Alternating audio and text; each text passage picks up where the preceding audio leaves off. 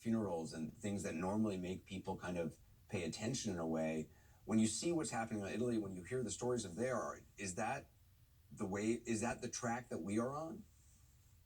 Just behind? It is yeah, I mean, it is if we don't do anything, which is not what's happening. We are doing something. We're actually putting all these other measures in place. But I think that this should be a stark warning to us that this is what could happen in the US. And we're not talking about months away. We're talking about in a couple of weeks.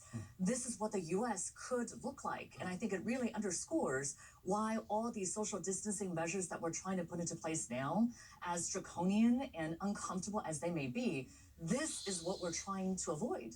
You know, Sanjay, you heard the mayor saying he wants to see the military called in New York and other cities.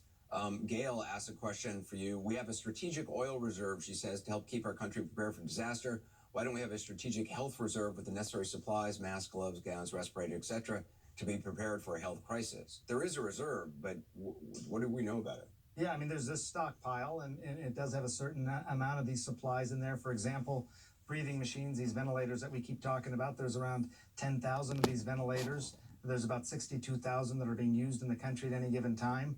But that's not enough, you know. I mean, I think there's going to be real lessons learned from this, Anderson. I think the bigger question now, though, you know, regardless of whether you say we need to have a bigger stockpile sitting there, is that we had a bunch of time. We really have had since the beginning of the year to be thinking about this. And again, based on the federal government's own modeling, we knew what was going to be necessary. And now, mid-March, we're finally talking about buying these supplies. And when everyone keeps saying it's late in the game, that's what they mean. Well, also, other people in the country want supplies too, so there's a... That's right. Everybody in the globe wants these supplies now. Yeah.